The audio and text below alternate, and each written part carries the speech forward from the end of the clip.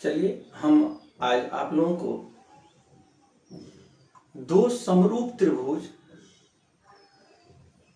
के संबंध में हम कल यानी पिछले वीडियो में बताए थे कि दो समरूप त्रिभुज के क्षेत्रफल का अनुपात संगत भुजाओं के वर्गों के अनुपात के बराबर में हो। और हम बताए थे कि तीन तरह का ये गुण आप पढ़ पाएंगे, जिसमें एक पिछले वीडियो में आपने देखा जो अभी बता रहे हैं कि दो समरूप त्रिभुज के क्षेत्रफल का अनुपात संगत भुजाओं के वर्गों के अनुपात के बराबर में होता है।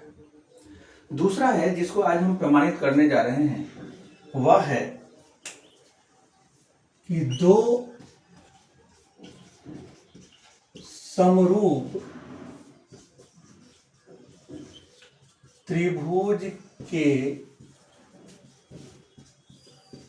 क्षेत्रफल का अनुपात संगत शीर्ष लंबों के वर्ग के अनुपात के बराबर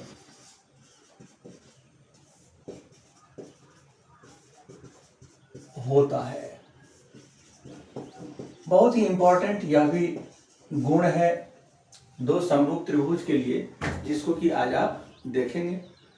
चलिए हम पिछले वीडियो में जिस तरह से देखे थे भुजा के लिए और आज जो देखने जा रहे हैं, आप बढ़िया से इसको समझिए।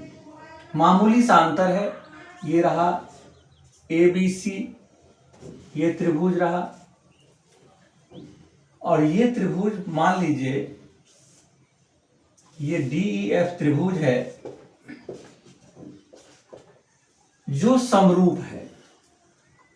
साथ ही साथ इसमें लंब खींचा हुआ है पहले से, कल हम खींचे थे और आज ये पहले से दिया हुआ है।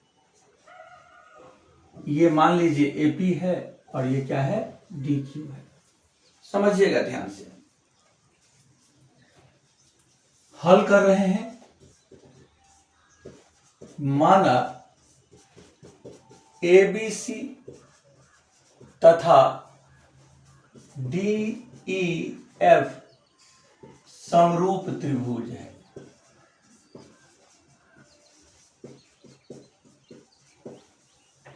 ठीक है, समरूप त्रिभुज है।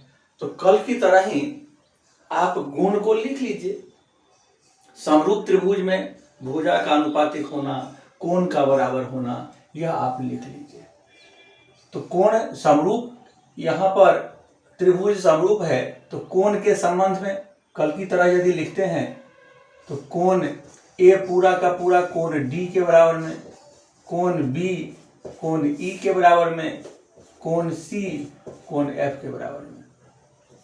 इसको समीकरण 1 ले लीजिए और जो भुजा का अनुपातिकता है उसको भी आप लिख लीजिए कि AB बट्टा DE बराबर BC बट्टा EF बराबर AC बट्टा DF। ये तो हो गया कि दो समरूप त्रिभुज है। तो माना ABC तथा DEF दो समरूप त्रिभुज है, तो ये समरूप त्रिभुज के लिए बात हो गई। फिर कहता है कि इसका जब हम क्षेत्रफल निकालेंगे तो उस क्षेत्रफल का अनुपात जो होगा वो संगत शीर्ष लंब के वर्ग के अनुपात के बराबर होगा। इसका मतलब है कि शीर्ष लंब भी दिया हुआ है। तो लिखते हैं ये समरूप त्रिभुज है जिसमें ये सब है और AP लंब BC तथा DQ लंब EF भुजा पर है। ये दोनों है। तो सिद्ध करना है कि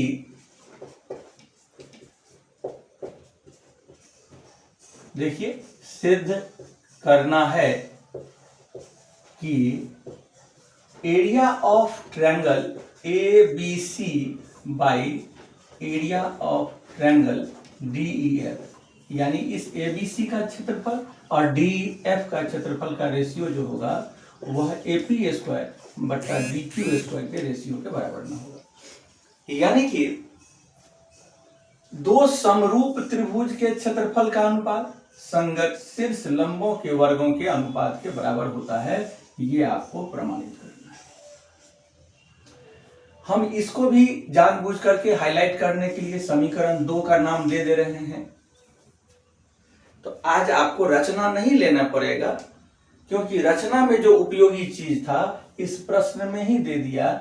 और आप जानते हैं कि क्षेत्रफल के लिए, क्षेत्रफल निकालने के लिए शीर्षलंब की आवश्यकता होती है। तो चलिए सबसे पहले हम बात कर लेते हैं प्रमाण का।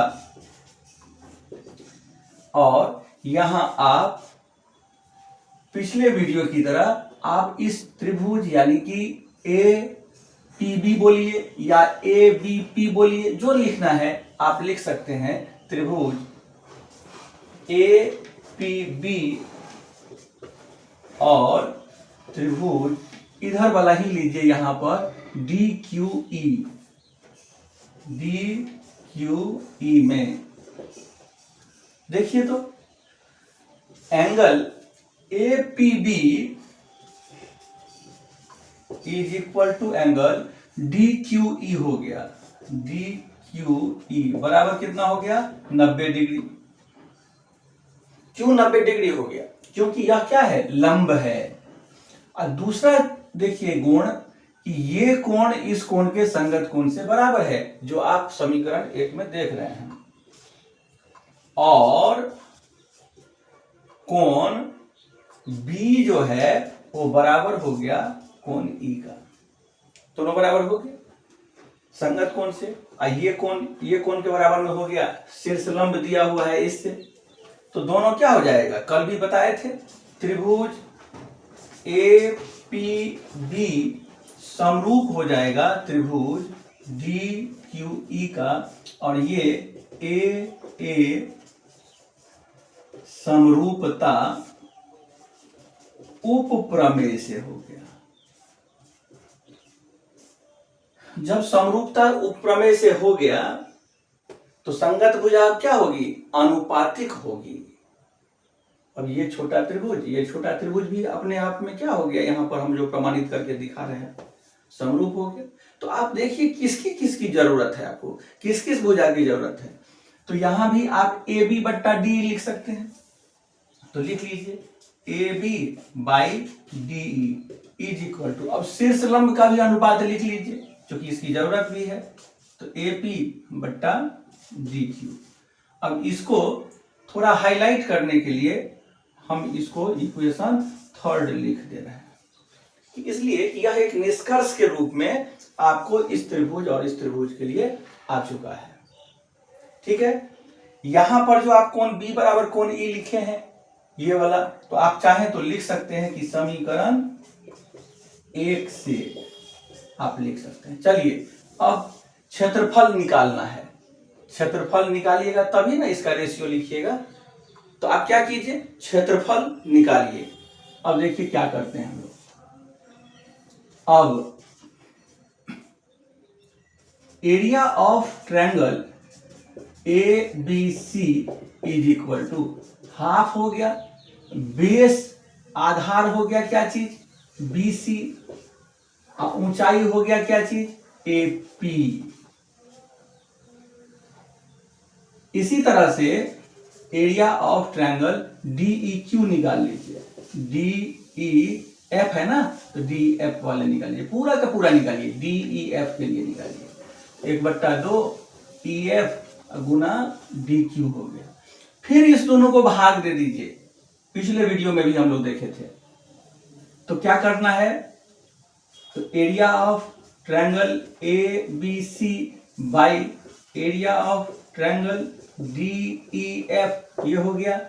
अब देखिए ये आपको हाफ बी सी और गुना AP हो गया, और ये हाफ EF गुना DQ हो गया, हाफ से हाफ कट गया।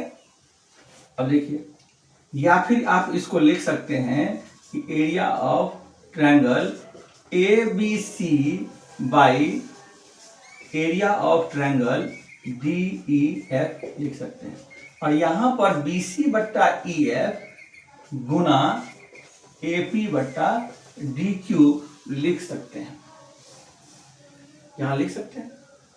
पिछले वीडियो में भी हम बताए थे, जब दो समरूप त्रिभुज के क्षेत्रफल का अनुपात संगत भुजाओं के वर्गों के अनुपात के बराबर में होता है, ये प्रमाणित किए थे।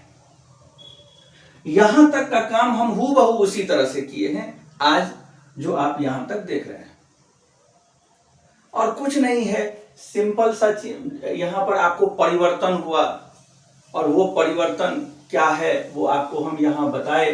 फिर से जान लीजिए, दो समरूप त्रिभुज के क्षेत्रफल का अनुपात संगत शीर्ष लंबों के वर्गों के अनुपात के बराबर में होता है।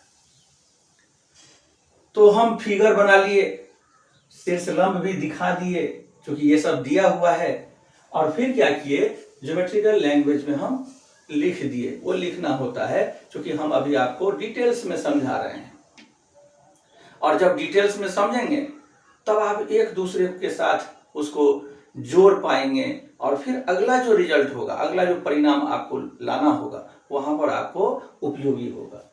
तो माना ABC तथा DEF दो समरूप त्रिभुज है, तो उसका गुण लिख दिए कि तीनों संगत कोण बराबर हो गया, तीनों भुजा अनुपातिक हो गया।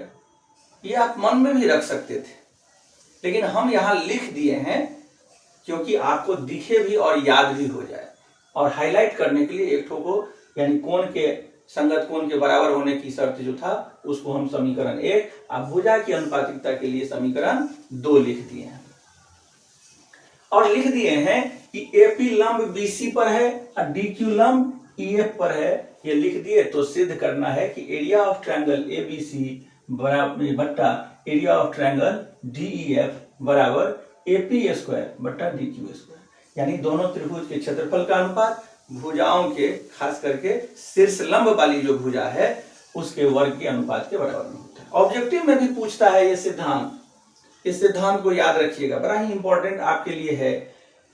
अब यहां पर फिर पिछले वीडियो की तरह इस त्रिभुज और इस त्रिभुज की समरूपता को यहां पर देखें, समकोण समकोण के बराबर में हो गया, संगत कोण इससे ये बराबर हो गया, यानी कि कोण B से कोण E बराबर हो गया, और इस तरह से कोण कोण समरूपता उपप्रमेय से दोनों क्या हो गया, समरूप हो गया। समरूप हो गया तो संगत भुजा अनुपातिक हो गई, और जब अनुपातिक हो गई तब जाकर के हम क्या किए, अब इस त्रिभुज यानी ABC त्रिभुज का क्षेत्रफल निकाल लिए, फिर त्रिभुज हम DEF का क्षेत्रफल निकाल लिए, दोनों में भाग दे दिए, हाफ से हाफ कट गया, और इस तरह से हमको area of triangle ABC by area of triangle DEF बराबर, ये BC बट्टा EF को अलग लिख लिए और AP बट्टा DQ को अलग लिख लिए। अब यहां ध्यान देना है, अंतिम चीज है जहां पर अब आपको ध्यान देना है। यहां देखिए तीसरा इक्वेशन हाईलाइट करके हम छोड़े थे ना अभी आपको, तो AB बट्टा D AP बट्टा DQ के बराबर है, आया हुआ है आपको। यहां जो BC बट्टा EF है, तो हम तो कह रहे हैं कि यहां पर आपका समीकरण 2 तो दिखा रहा है पहले से, ये तीनों भुजा अनुपातिक होगी, और जब ये तीनों संगत भुजा AB और D का रेशियो, BC और EF का रेशियो, AC और DF का रेशियो, तीनों का रेशियो बराबर है। तो अब देखिए यहां लिख सकते हैं इसको, area of triangle ABC by area of triangle DEF बराबर ये BC बट्टा EF, जब हम AB बट्टा D बराबर AP बट्टा DQ हो सकता है, तो BC बट्टा EF बराबर भी क्या हो सकता है, AP बट्टा DQ हो सकता है।